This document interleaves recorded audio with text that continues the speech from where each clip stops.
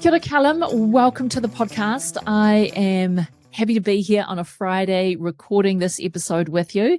Just small fun fact, you are the first male that we have had on the podcast. So yay, you. Oh. So totally excited about our conversation today and some of the paths that we've explored. But let's kickstart. I'm going to throw over to you for you to introduce yourself to our listeners.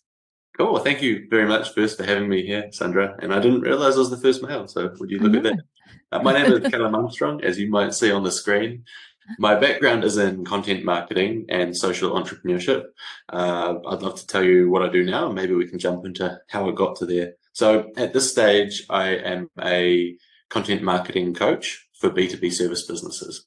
So if you're doing a great job for your ideal clients, you get referrals, you might be networking, you don't have a predictable customer source. The online space is a huge opportunity, but it's also a complex world to navigate. And you want to do things that last long term. You don't want to take activities that just disappear when you take the accelerator off tomorrow. That's kind of where we come in. I also have a few other hats I wear. Run a charity called the Reforestation Fund to use content marketing to help bring more resources and awareness to community environmental projects around Aotearoa. And also do a fortnightly newsletter called Improve Your Business 3 minutes at a time, where we focus on one topic each fortnight and improve your business in that area. Oh, love that. So how do you make your moolah? Like, what services do you offer in your current business in order to bring in that dollar? So that's a great question. We are in a transition state at the moment. So right now, I'm moving away.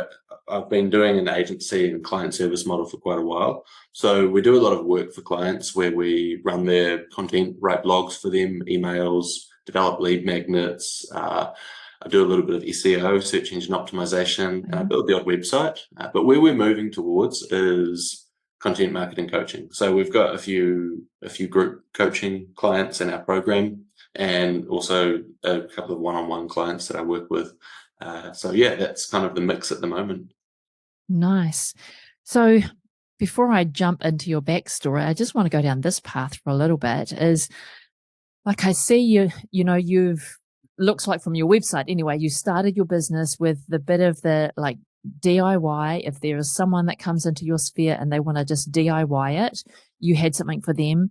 If they wanted to work with you to get it done, you had that kind of service, which I think is what you're talking about now. And then you had that agency will do it for you type of service. So you had like the full spectrum of that, like that range. Usually businesses, I would say, fall into one of those three ranges as opposed to all three. But talk me through the decision that you made when you started your business to actually put services into each of those buckets. I like to make my life hard.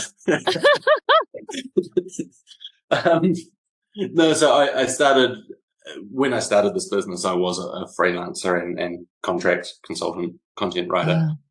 When we got to the first lockdown, I got a whole lot of results for clients, and quite a few people had asked me to build an agency, and I didn't really want to, but then some opportunities came up and it was just a no-brainer, and my other business was kind of non-essential at that point, so it wasn't doing much. So I thought, I'll turn this into an agency, and we built that up. And as we were going through the transition, we've got an online course which doesn't have website or landing pages. It's videos in a Google Doc with templates. We've got that, and DIY. I also kind of, if people need help, I guide them and advise them, and they do it. They're done with you as the coaching and the group programs we're building, and obviously they're done for you as what's been the vast majority of our income and successes, where we just do the work for them.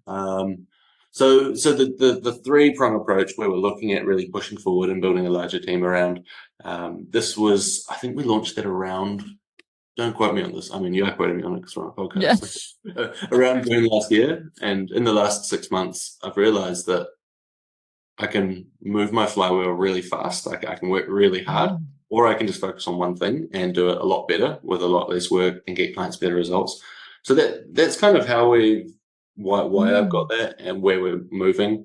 I'm someone who loves ideas, and so I put ideas out there, and sometimes they're great, sometimes they work well, and sometimes they're not that great. And I think the DIY, done with you, done for you, is good at a larger scale.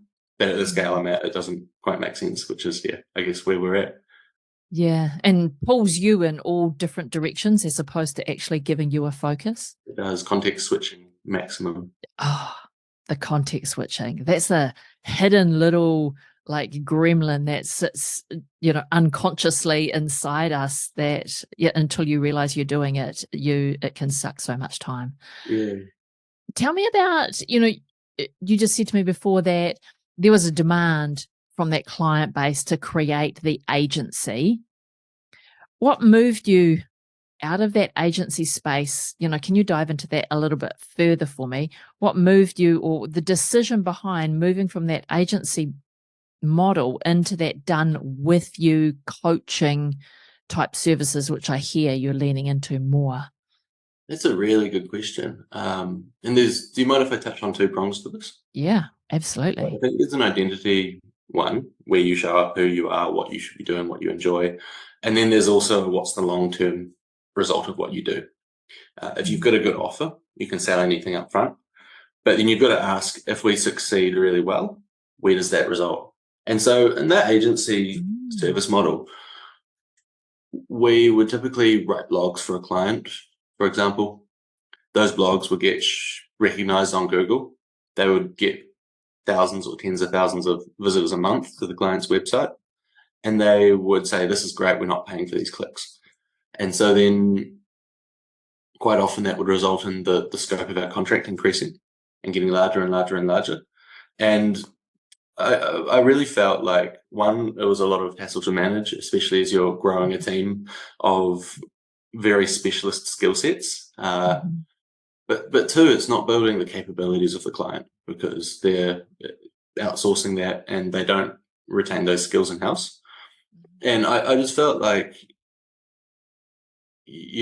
doing right by the client in the long run to get them to their life goals and to their business goals, it's much better for the people I want to serve if we can build their capabilities so that they can determine their own futures. And a lot of stuff we do in an agency, I don't know if it's really complex or not, but quite often it's quite simple and you just need help with the complex stuff and the simple things. You can do it at a lower cost with better results and more longevity. And that, in my heart, that feels more right. And, I think that's a big part of it.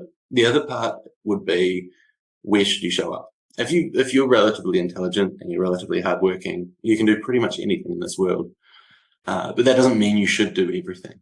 And I realized that running an agency wasn't my identity. It's not who I am. Managing people and staff or managing managers isn't in a service that type of delivery isn't my space. And the nature that, I don't want to say the transactional nature, because an agency is typically quite an in-depth relationship with the client. But just the nature of that service delivery wasn't, I felt, that well aligned with the way that I want to show up in the world and what I want to do with my time at work. Between getting clients a longer term, more substantial result that can scale with their business without scaling the cost is one part. And the other part is just making sure that it fits my future and how I like to show up. Yeah. Yeah. And I love that because while you were talking, I was thinking, it's still possible for an agency to be an integral part of a client's business and still be able to provide the client with a lot more consistency. So when their in-house team turns over personnel or, people leave, people come, people go, whatever that looks like, at least when they're working with an agency, there's consistency of that delivery. So I think that's a bonus of having an agency or a contractor come into your business. Yes, it's a little bit more expensive than employing. So I was thinking, that's what I was thinking to myself as you were explaining, but then the aha moment came, is that's not how you want to show up in the world. That's not aligned to your heart and how you want to help your clients. And I think that's the key to it, right? Is we have to be building a business that is right for us and the way that we see the world and the way that we want to show up in the world. Absolutely. And your podcast is called Business Your Way, which Yeah, totally. but just for context, I'm not knocking agencies whatsoever. I Yeah, think agencies are amazing. And some of the people I work with and various other agencies, I take my hat off to them. And the fact that someone can show up sincerely for what they do and get these results, and like you say, that longevity of if staff turnover inside the company is happening, it provides that yeah, consistency. That is the place. I think yeah, in baking a cake, for example, there's a lot of different components, right? You might buy mm, the flour, but you might also be the person farming the wheat on the field, or you might be mm, the person teaching them how to get their cake baked better. And I mm, much prefer saying, let's get you to the outcome of getting consistent customers from your website. Let's make sure that that's something that you can manage and you can lead. And it doesn't matter if you write all the blogs with one of your staff, your admin, or you hire a marketing person, or you hire an agency or a contractor. mm, That an agency is quite often brought in for a specific deliverable or a specific yeah, component or element of your business. yeah, Um, and one thing I quite often see things falling behind on is where a client will not understand the scope of the agency and ask for a lot yeah, of stuff outside of that scope. So in many ways, yeah, moving to coaching is making sure that the right people are in the right place and yeah. the work they're given is the right scope so that they can perform well without, that being, I'm trying to find the right word, but being quite loose and not as efficient towards your goals. Yeah, yeah. And that does require a bit of work on the agency side to actually have those clear boundaries and to Mm, identify when what the client is asking for is out of scope and be comfortable at having that conversation around this is out of scope and we would have to extend the scope and what that looks like and what that means. So that, you know, if those aren't conversations that you want to have as a person, then yeah, definitely like agency is the wrong space for you. So I really like what you said around it's about how you want to show up in the world. So, how did you get to deciding how you wanted to show up in the world? Like, I heard you say that, you're multi passionate and you could do anything and you can do anything. And, we all you know, can. yeah, and we all can do anything we set our mind to. So, how did you go about really diving inward to say, this is how I would prefer not to show up in the world. And this is how I want to show up in the world. So therefore, this is how I'm going to adjust my service offering. Uh, What was that process? Yeah. So obviously there's journaling and walking and thinking about it and waking up in the night thinking, what am I doing here? But at the core of it, it came down to thinking back on the last few years and what I enjoyed and what I didn't like in my business, but in particular, what I really got passion from. And I found that, yep, I love getting clients' results. Absolutely. I love it when I get paid. That's really nice too. But Yeah. what I found the most enjoyment from was coaching my writers and my team and helping them to Mm, upskill and meeting with clients, even if I'd met for a sales call and I didn't get the business, but I could share perspectives with them and share strategies and help them to unlock ideas and connect with the right people, regardless of whatever financial impact that had. Just seeing someone through the knowledge and learning to level up mm, and to get better results. And then hearing the comments of this has helped me in my life in this way, or this has helped my business in that way, that really sticks with me. And I find myself glowing for days afterwards. yeah. And also, I've got coaches myself, and Yeah. I'm just constantly admiring how this business model provides so much value for every dollar invested. Like the fact that I can go to my life coach or my naturopath or my coach that's helping me to build this business, and they can say a few words and maybe give me a template and point to an example, and that completely changes my perspective and outlook on some part of life or business. And it's just Mm, so powerful. And if I can help people with that level of leverage to help them to see different possibilities, it's just that is really enduring results. And yeah, yeah. I guess Okay. in the essence, it's in the essence of it, it's like I like to level up the people as the product rather than the deliverable. And that's just where I want to show up.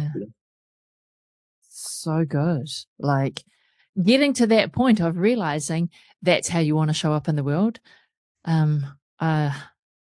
So many lessons to be learned just from that pure sentence alone. But it's also a scary process.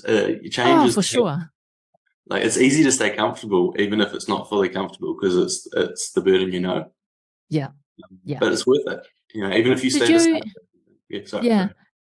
What would you say your superpower is? Like uncovering all of this to work out how you want to show up in the world and actually what sparks joy for you. What was the superpower that you came up with? My superpower is like writing content or having conversations that sparks the what's possible for that other person. Like, what's that superpower for you, do you think? I think it's ideas and learning, and that brings together strategy is when you turn that into action. Yes. I can sit on Wikipedia going through rabbit holes for hours on end and feel energized after 5 hours of reading Wikipedia, and bringing, at school, I didn't really value the value of teachers. And it was only when I got to university that I realized just how valuable this part of society is. And I think it's that both sides of the same coin. It's learning and teaching. And but I'm still new to the teaching space. So but learning and ideas is definitely where I thrive and live. Yeah. Did it take you a while to get there to really understand, like, these are my superpowers, these are my strengths, and then leaning into it?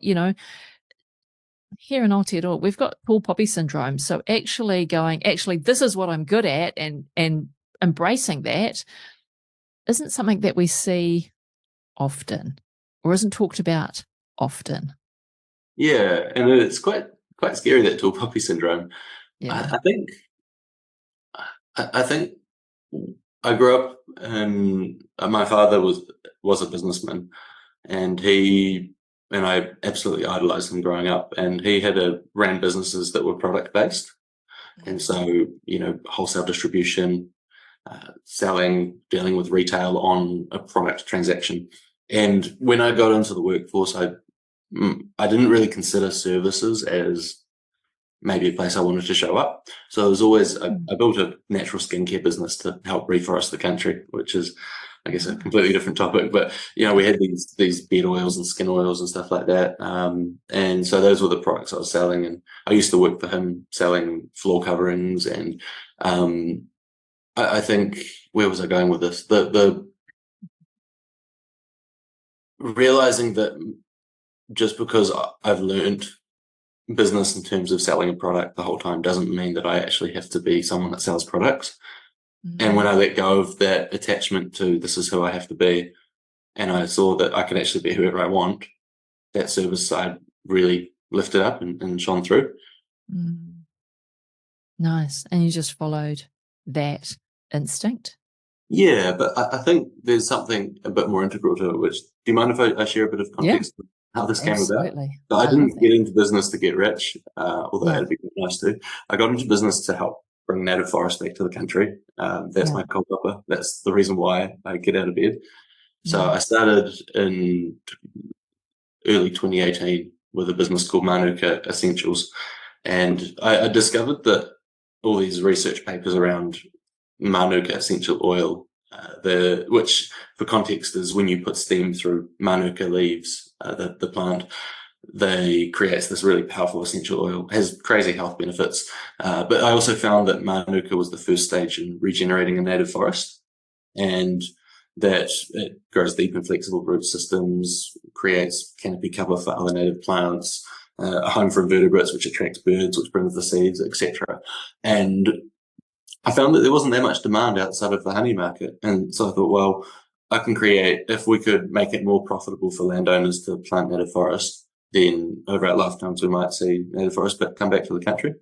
So that's what got me into business. And at the same time, I had a friend who had a marketing agency, And I was talking to him one day over a meal, and I said, "Oh, I'll write some blogs for a laugh. I'm going backpacking over in Asia, and I'm not looking for a job. But if you find someone lets you down, and you find yourself at a loose end, just give me a call, and I'll do it for a joke." And that turned into content writing. I kind of just fell into it. And while I was starting this business, that's what paid for my bills. And like I said, I was doing good work, and I was asked to build an agency by some clients a number of times.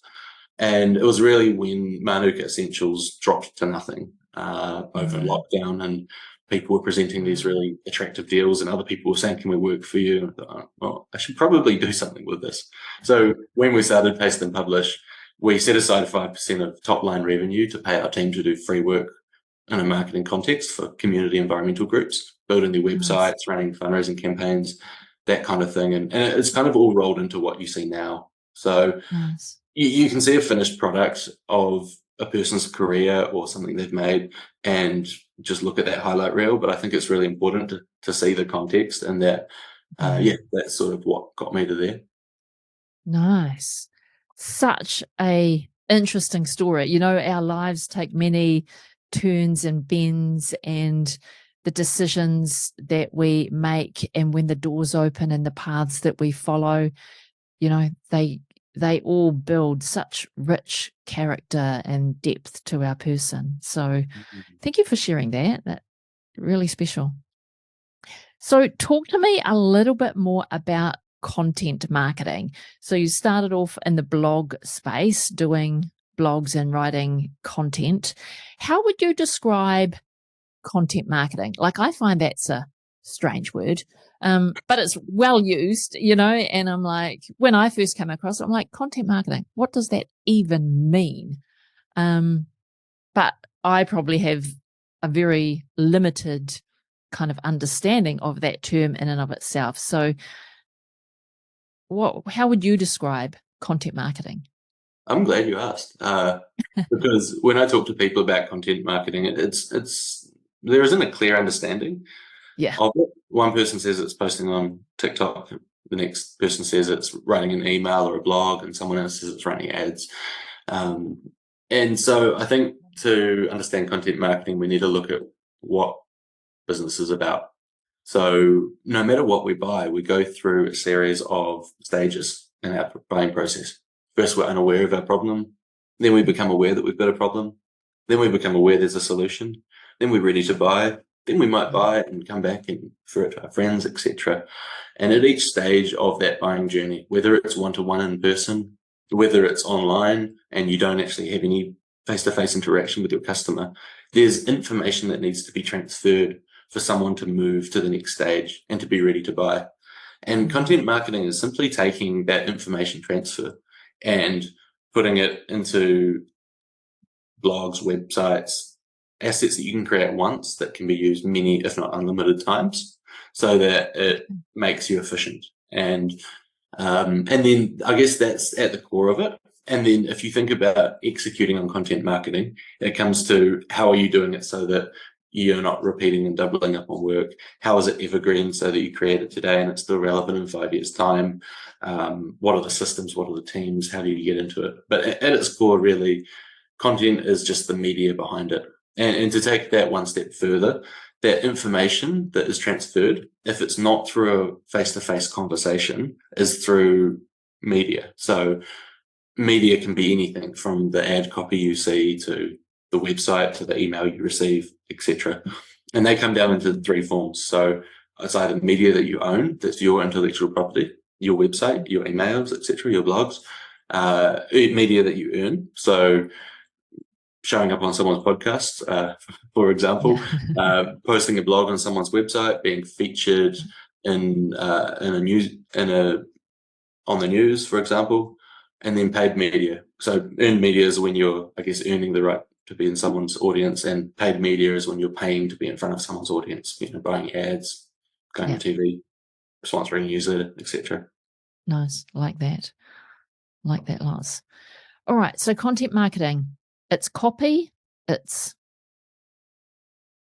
images, like when we think about content, we could be thinking social media, TikTok images, short content.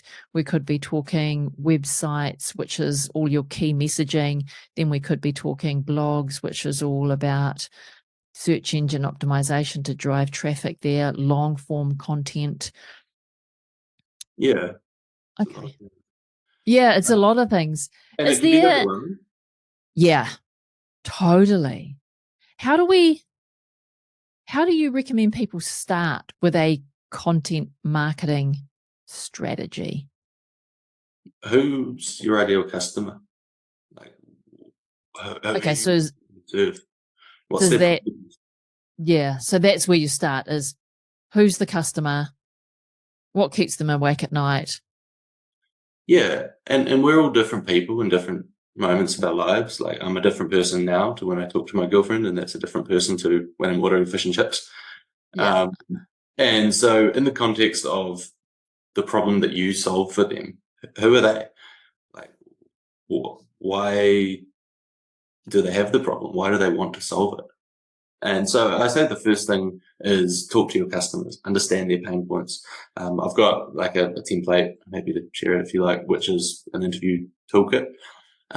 So, you know, all the questions you need to ask. And then basically you find out what challenges your customers are facing, what they see in your solution, why they value your solution, what the outcome looks like, why they want that outcome. And then that's the first stage at really planning out your content marketing. But the first thing I said when you asked about what content marketing is that there's these stages in the buying process. Yeah. And to avoid overcomplicating your whole strategy, it's easy to think, well, what are we doing at each stage?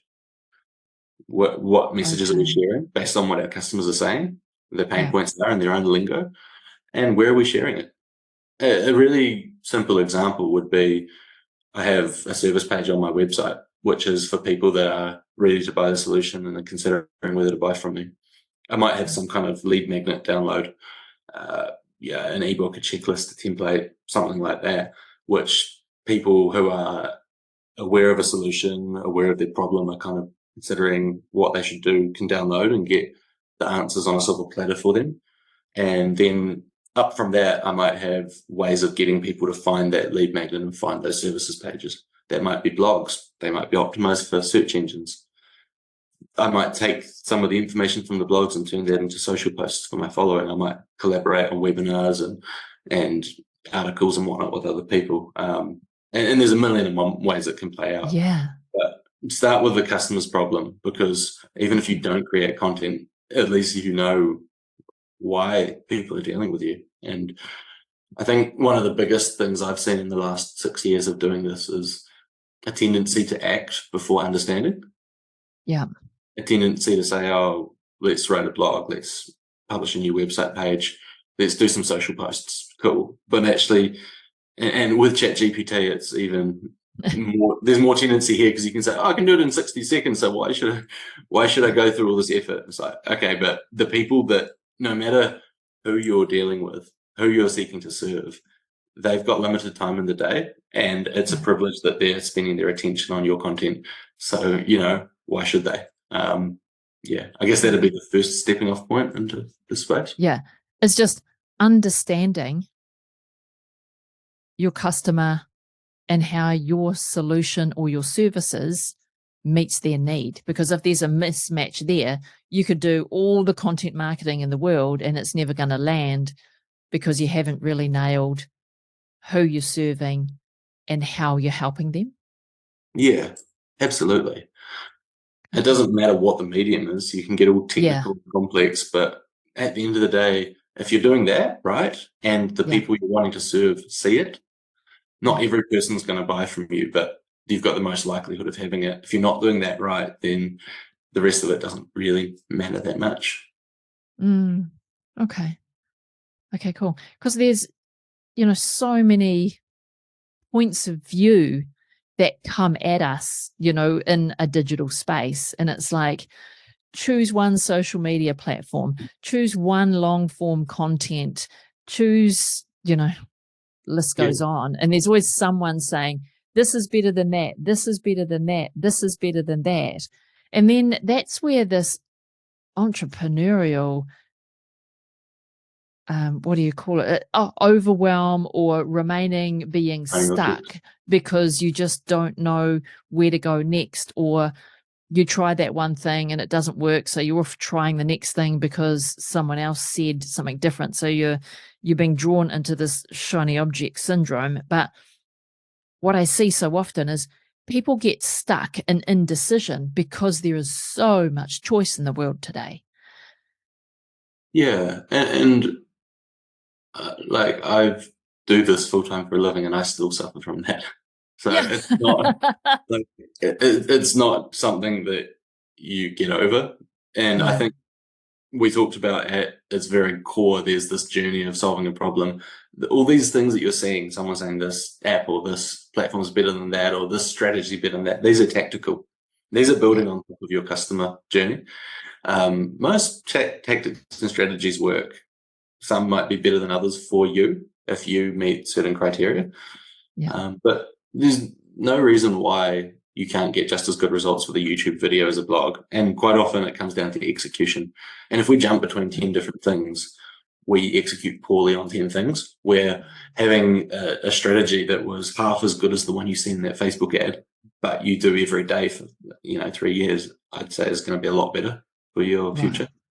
Yeah. So again, comes back to, what do you want to do? How do you want to show up in the world? Do you want to show up in the world on video and take YouTube as your platform?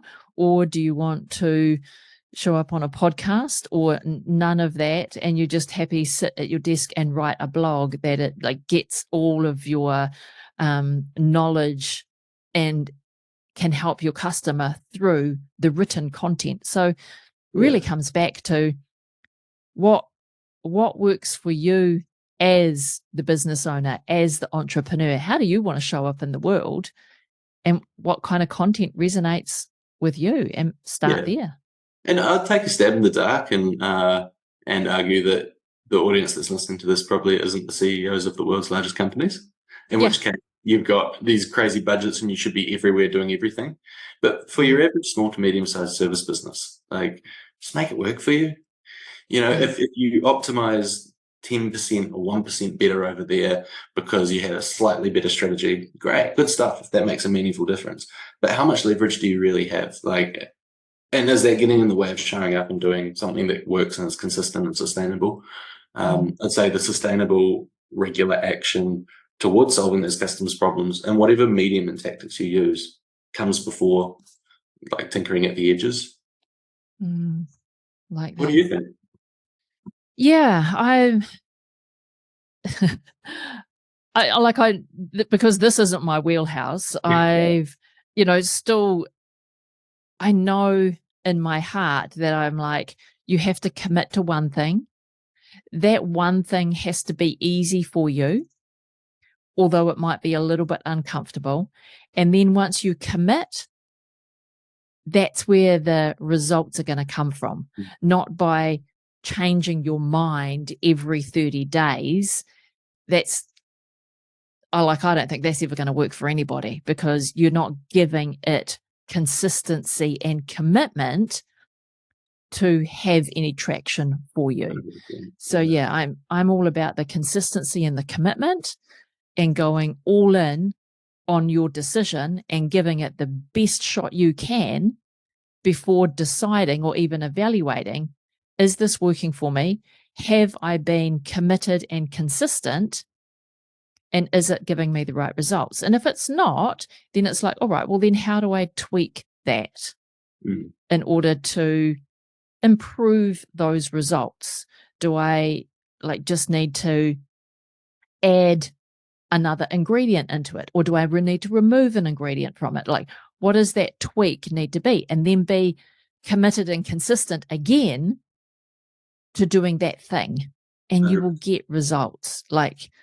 I'm kind of with you. It doesn't matter what platform you use. Everyone will have success. That's why these platforms exist, because people are having success on them. But they're not necessarily for everybody. But I think it's like choosing what is your, where do you want to show up? What kind of content do you want to create? And then be consistent and committed to it. It's so refreshing to hear. For sure. I mean, I like routine, so I'm consistent. Like I find consistency easy, but not everyone does. So, sure. But I know consistency gets results. Like I know that, like deep down. So when I'm not seeing results, it's like, am I consistent and am I committed? And if I'm not committed, what alignment is out? There will be an alignment problem if I'm not committed, because if I enjoy it and I can see the potential of it, and it's and it feels aligned, then it's just about the consistency. But if something is hard and it doesn't feel aligned, then the commitment is never going to be there, and then the consistency will never follow. Absolutely. I think also we've got to cut ourselves some slack as business owners. Like when your income and your results, and also to some extent your ego is riding on the results and the success, it's easy to take, I tried something for a week and it didn't work, as I must not be good enough. And there is a delay, there's a lag effect in doing it. If you had a team of people that you hired full-time staff to do this, they would just show up and do it. And if they didn't get results in a week, they'd still go home with their paycheck, and they'd still consistently do it until it got results or until something changed in your business. And I think it's important to keep that in mind when it's the owner that's doing the marketing, or you've got a tight budget and you're paying for someone to do it and you're looking at the numbers really closely, is to say, well, are we giving this plant enough sun and water to grow, or are we pulling the roots out while it's still a seedling to see if it's alive? Yeah. Yeah, nice. What kind of advice do you give your clients when they go, where on earth do I start? Like, so that they're really clear on who they serve and they're really clear on the solution. They've packaged that up, they've put that into here's how they buy from me. And now they're making a decision around, all right, now I know I have to go out into the world. And where do I even start making those decisions around what kind of content I want to create to reach the person I know I want to work with, to make them aware that this solution exists for the problems that they have? Like, what advice do you give your clients at that point? So this is where I think it's important to not double up on work. It's easy to say, right, we will try a whole lot of tactics. I typically put in systems. So do you want me to run through the systems I recommend? Yeah, go. Is that helpful? I'm all about systems. And a lot of them are really simple. It's just a basic Google Doc or Google Sheet. So you have an idea farm. For me, this is a Google Keep Note. For clients, it might be a spreadsheet or a document. You put down some stages in the buying journey, problem unaware to solution ready. When you go about your life and you chat with a customer that's got a problem, or you wake up in the night and think about something, or you're going about your work doing some client service and something comes up, add those ideas to the idea farm. Schedule some time each week or fortnight or month where you go through the idea farm and then schedule your ideas. Create what we call a content calendar. It's really simple. It's just a calendar with dates on when your content's going to go live. I use Asana. I find it really useful. Put it in there. So this is when we're going to create this content. And then that's, I guess, planning it and scheduling it. Obviously, there's a lot of process and checklists you can do to make it better and higher quality and more efficient, etc. But then what should you talk about? What topics should you do? Typically, I like to start off at the pain points. And that stage, it's easy to get a lot of awareness on hot topics that are somewhat vaguely related to your audience and your industry. There's a lot of that, but that doesn't always result in people moving through to thinking about buying from you. So what are the key challenges that people need solving? For example, I had this client, they did e-commerce accounting software that automated the accounting process of getting your data into your accounting system. And we identified that one of the key challenges that their customers were facing was where they didn't have the right systems in place for their bookkeeping and their accounting. And so you have to put your systems in place. You need to know that your VA is doing so many reconciliations every week before it makes sense to actually buy the software. So we created this bookkeeping checklist, which had all 8 different areas, from accounts payable, receivable, inventory, CFO, duties, all that stuff. Then we had processes that you needed to implement, then phase 1, 2, and 3 at each stage of your business growth, and then 35 pages on how it works. And then also in each process, wherever it was possible, here's how our software is better and how it makes your life easier. So then we can go out and we can give that to people. We can take those processes and all that work, which is a lot of work, don't get me wrong, but that can turn into 10 different blocks. That can turn into 3 or 4 different webinars. It can turn into 3 to 6 months of social posts. It can turn into collaborations. Every time you've got an opportunity to talk to someone and you don't feel like it's right to do a hard sales pitch, hey, what about that? Do you want to take this bookkeeping checklist? To me, when I think about what is the first area of content you should create, the thing that's going to convert people, it is, can we create something that solves the problem that they would have happily paid a few dollars to solve, but we give it to them for free? And that creates a really good first impression on that relationship. So that's the first thing, is how are we actually converting them from being aware to being interested and starting to build trust. Ideally, it's something you can get them onto your email list so that you can continue communicating with them regardless of what happens. That's one thing. I think there's a few other key elements of content. So you want to create it once and not repeat it, the same work. So if you do that and you invest in what I call primary content, so it might be your lead magnet, it might just be a really high quality blog or a YouTube video, and you do that really well, that can be repurposed into other forms of content with minimal effort. And that's where AI tools like ChatGPT can come in handy, is saying, write an outline from this on this angle, etc. Aside from that, if you've got clients and you're doing a really good job and you're getting great results, especially if you're in the B2B space, you want to look at case studies. Really simple. What was the problem your customer was facing? What solution did you present? How did you go about it? What was the outcome? What's an overview of it? Can we get some quotes and testimonials from them? These don't have to be complex, and it doesn't have to be any specific format. But if you can have these, then you can show it to potential customers.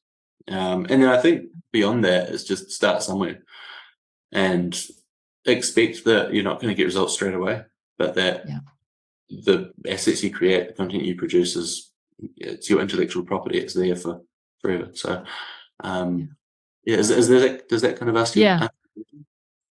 Yeah. I mean, and all the things that people need to think about, like where to start with their content marketing, those are some really good tips. But I think the key that underlined that for me was, it's the long game. It's the longevity of the work that you do. So, even though we live in an instant society now where everything's available at the click of our fingers, we can get food delivered to our door right from our mobile apps, and we want to post something on social media and all of a sudden have it go viral. So thinking about content media, this is the long game that we're investing in.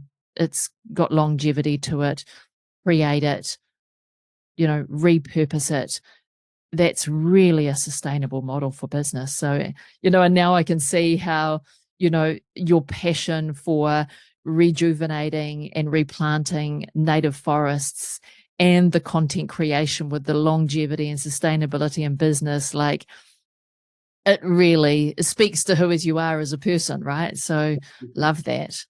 And just as an example, the first really high quality plant your flag in the sand piece of content I created, I was sitting in a resort in, backpacker kind of style place in Langkawi in Malaysia, and I think it was November 2017. And it took me 30 hours of work. That piece is still generating leads and customers for the client today. Incredible. 5.5 years later. Yeah. 6 years, yeah. Yeah. So the longevity is, yeah. I mean, when you think about 30 hours of work, but 6 hours of benefit, the RIO is like nothing. 100%, yeah. All right. One thing that just came up, and that was AI. Like, where does AI fit into this picture for you when it comes to content creation? I've got a slightly unconventional view on AI. Love it. Let's have it. I love it. And I use ChatGPT every day. And I'm not saying we kind of associate ChatGPT with AI. It's only one of many tools, but yeah. So I'll look at that. I see people, especially those who aren't well versed in content, just delegating it as if it was your marketing agency, and the results are pretty below average, to be fair. I read an article from, I think it was from McKinsey & Company. There's a guy, Charlie Guo, Artificial Ignorance newsletter, and he had it as the topic of one of his newsletters, which was this concept that AI, in particular ChatGPT, is best used as either an intern or a mentor, and that's how I use it. So if I'm doing research for a blog, I'll research what the top articles are doing, and I'll interview customers and experts, etc.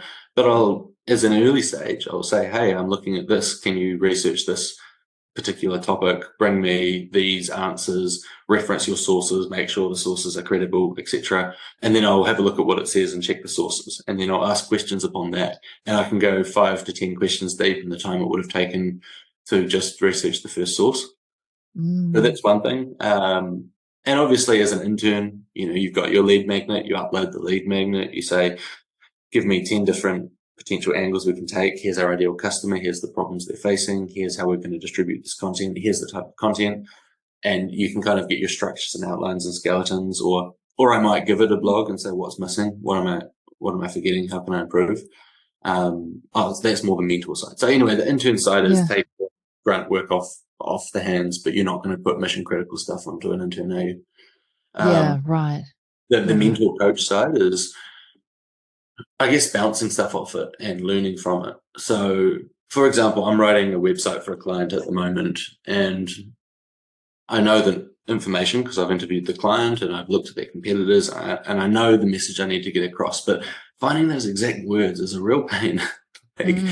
You might have a title halfway down the page and you know what you want to include in the paragraph, but that title is just, it's irking you. And in the past, I could spend 10, 15 minutes writing down 5 different options. And I'll just say, here's the content I want to include. Here's roughly here's the audience. Give me 10 different ideas, and it'll give me those ideas. And I'll say, it's kind of missed the mark in this way. Can we do it like that? So that's one way. I do definitely find when it's wording blocks, preventing a blank page, but even then I won't take what it gives me. Yeah. I'll still maybe ask and refine and dig deeper, and then pull 2 or 3 of its answers together and then rewrite that in my own way. I love that. Then I feel as though I'm on track with how I'm using ChatGPT for sure, because I had to write a reference the other day, and I'm like, I just want to give it a whole lot of, this is great, this is great, this is great, this is great, and just bullet point all of the things that I loved about working with this person. But what I find is the finessing of that to take me ages. So I just put it into ChatGPT, put all my bullet points that I wanted to cover in my reference, and said to them, this is what this person did for me. This is how long we worked together. And these are the things that I really loved about what they did for us. Can you write me a reference that can go to their website? So I gave it specific, this is where I want it to go. And then it gave me back this beautiful, page-long reference. And I'm like, whoa, hold on a minute. Can you reduce that to 3 paragraphs of 2 sentences each? And then it just completely reworded it for me. And then I was like, okay, that's not quite on. So then I finessed it myself, but at least I got the bones of what I wanted to say in a really nice structure. And then I just added my own personal touches to what it gave me, and then sent it off. So I love that. That's how it saves me time. It helps give me something to go with. So in my one of my Clifton strengths, I'm a maximizer. So a maximizer starts with something and then makes it better. So when I have GPT, I can put in my thoughts. It can create my initial content. I don't use it for blogs. I have a whole writer for that because, that would be terrible. But at least it helps me get speedier at those things that would otherwise take me a really long period of time to construct my ideas into a thoughtful way that I really wanted to say it and to move it off my desk. So what probably could have taken me an hour took me 10 minutes. That's awesome. I really love that approach. Yeah, it's really cool. Yeah.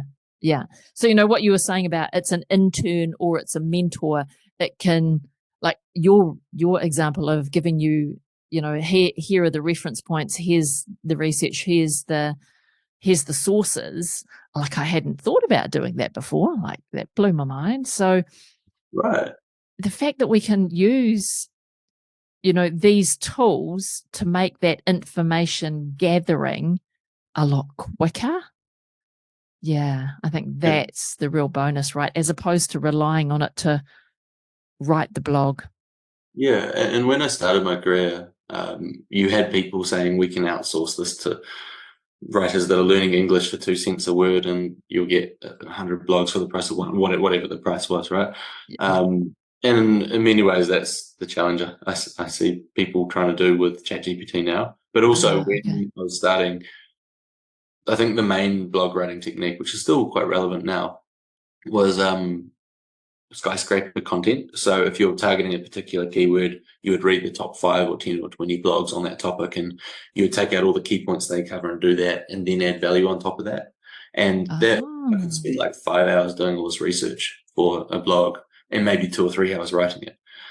And that's the kind of thing that ChatGPT really excels at. And you can take those hours and turn it into 20 minutes of a chat with it and just verify and validate. Obviously, don't believe everything at first sight. It does hallucinate, but because again, it's still machine driven, right? So it's if you want to keep your integrity intact, then check the references, check the sources, and make sure that actually what you're putting out there is aligned to your beliefs at the end of the day. Absolutely, that's key to it. Yeah. Callum, I have thoroughly enjoyed our conversation. We've gone in many directions, and now I've got a new light on content marketing. If people wanted to reach out to you, where do you hang out most on social media? So I spend quite a bit of time on LinkedIn. I've just really started getting into it late last year. People love to connect on LinkedIn. I kind of keep my Facebook and Instagram for just personal use, so I don't tend to accept people I don't know personally. Yeah. Okay, nice. All right. So if people want to reach out, dive into this further with you, LinkedIn, I'll put all of that link into the show notes. One last question that I like to ask all of my guests who have been in that agency space. What are 3 things that you would like to share with others who are growing a service-based business? Great. I actually put some notes down before this call. So firstly, it's easy to focus on the features of what we do, on the deliverables, on the process when we're talking to clients. Focus on the offer and outcomes.